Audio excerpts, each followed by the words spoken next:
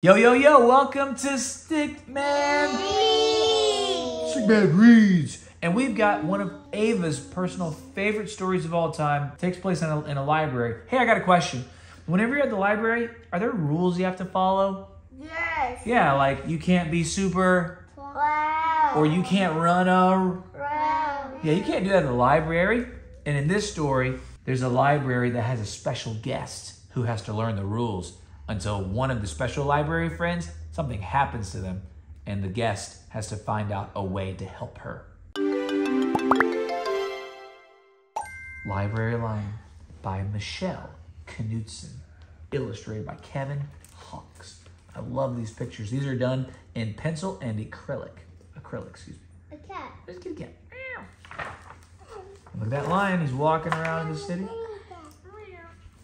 And he walks up to the steps of the library. And look, I wonder if he chose that library because there's two statues of lions outside of it.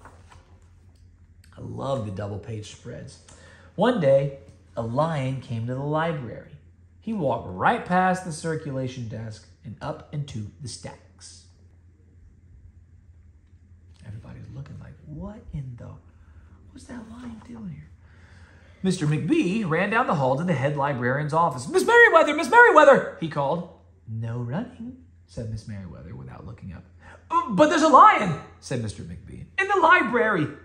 Is he breaking any Rules. asked Miss Merriweather. She was very particular about rule breaking. Well, no, said Mr. McBee. Not really.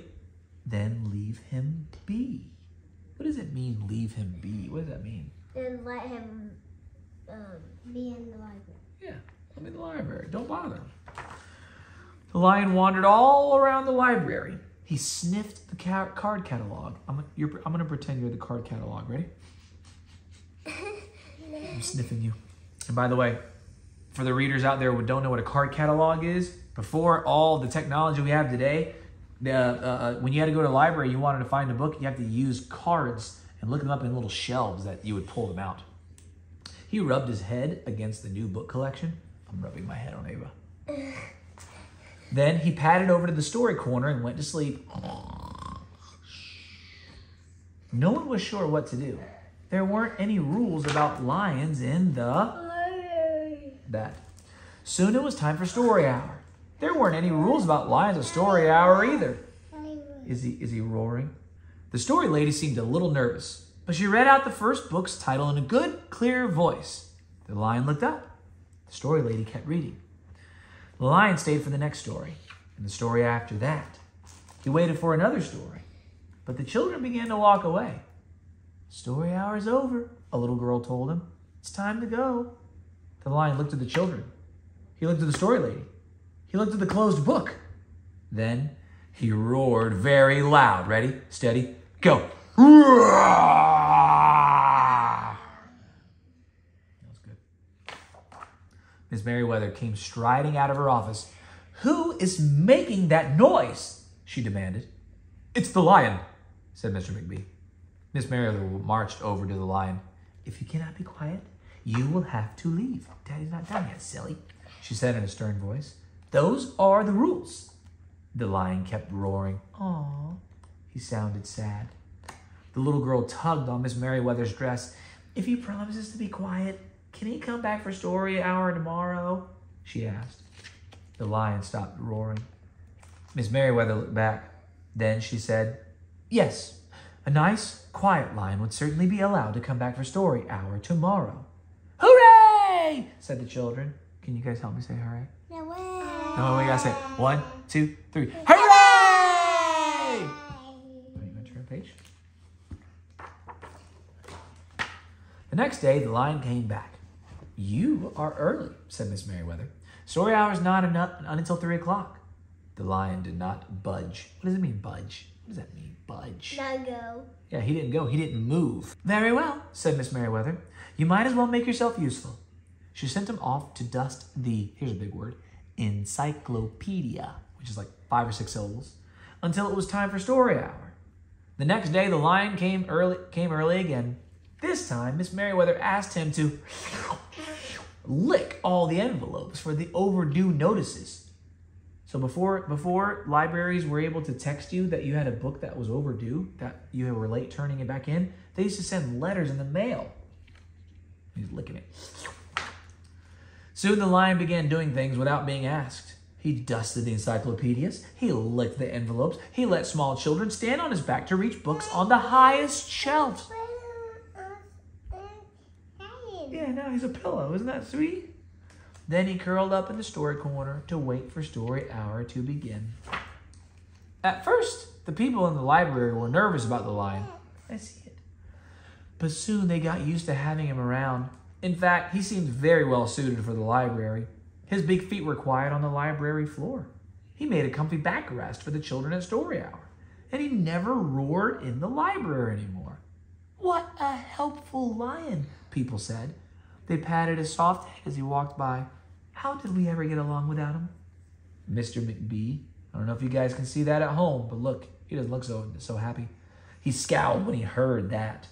They had always gotten along fine before. No lions were ever needed. Lions, he thought, could not understand rules. They did not belong in the library. Look at that face. He's not happy, not one bit.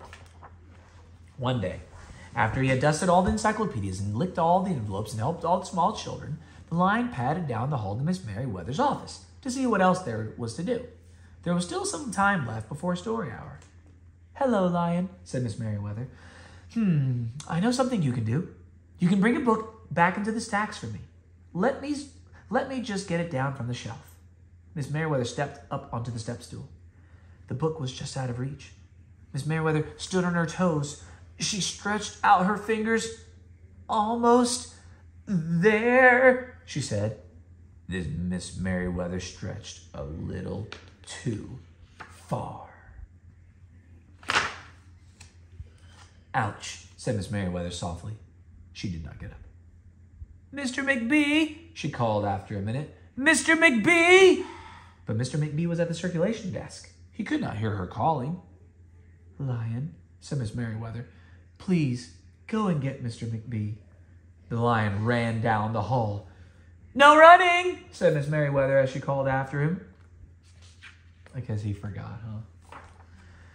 The lion put his big front paws up on the circulation desk and looked at Mr. McBee. Go away, lion, said Mr. McBee. I'm busy. The lion whined. He pointed his nose down the hall toward Miss Merriweather's office. Mr. McBee ignored him. Finally, the lion did the only thing he could think of to do. He looked at Mr. McBee right in the... Then he opened his mouth very wide, and he roared the loudest roar he had ever roared in his life.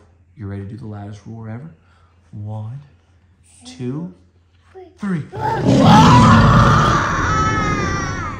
Look, his hair is blowing back. The glasses are blowing back. The paper's all blowing back from the big roar.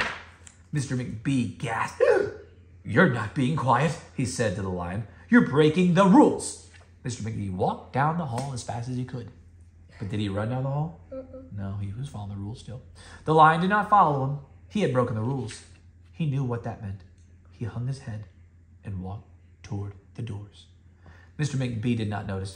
Miss Merriweather, he called as he walked. Miss Merriweather, the lion broke the rules. The lion broke the rules. He burst into Miss Merriweather's office. She was not in her chair. Miss Merriweather, he asked. Sometimes, said Miss Merriweather from the floor behind her desk, there is a good reason to break the rules, even in the library. Now please, go call the doctor. I think I've broken my arm. Mr. McBee ran to call the doctor. No running, Miss Merriweather called after him. Isn't that kind of funny? She's telling him sometimes you should break the rules, and then when he runs to go call the doctor, what does she tell him not to do? Don't run. Isn't that funny? Yeah. The next day, things were back to normal. Almost. Miss Merriweather's left arm was in a cast. The doctor had told her not to work hard. I will have my lion help me, Miss Merriweather thought. But the lion did not come to the library that morning. At 3 o'clock, Miss Merriweather walked over to the story corner. The story lady was just beginning a story for the children. The lion was not there. Look, who do you think that little boy's looking for? The lion. People in the library kept looking up from their books and computer screens, hoping they would see a familiar furry face. Familiar furry face. 3 straight words that start with F. In reading, there's a really cool word for that. It's called alliteration. Can you say that with me? Alliteration. But the lion did not come that day. The lion did not come the next day either, or the day after that. One evening, Mr. McBee stopped by Miss Merriweather's office on his way out. "Can I do anything for you before I go, Miss Merriweather?" he asked her. "No, thank you," said Miss Merriweather. She was looking out the window. Her voice was very quiet, even for the library. Mr. McBee frowned as he walked away. He thought there probably was something he could do for Miss Merriweather after all. Mr. McBee left the library, but he did not go home. He walked around the neighborhood. He looked under cars, he looked behind bushes, he looked in backyards, and trash cans, and tree houses. Finally, he circled all the way back to the library. The lion was sitting outside, looking in through the glass doors. "Hello, lion," said Mr. McBee. The lion did not turn around.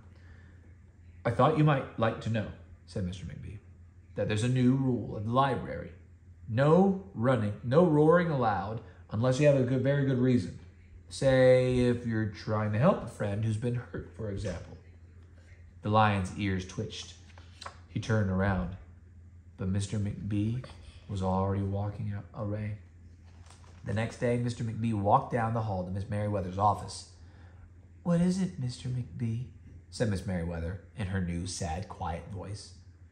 "I thought you might like to know," said Mr. McBee, "that there's a lion in the library." Miss Merriweather jumped up from her chair and ran down the hall. Mr. McBee smiled. "No running," he called after her. Miss Merriweather didn't listen.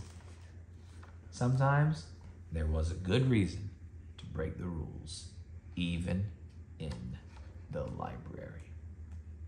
The Library Lion. We hope you guys enjoyed Library Lion. Check out our description below. You can grab this title to add to your own collection, or to even buy for a family friend, or even donate it to your local library, because they're always looking for great books like this.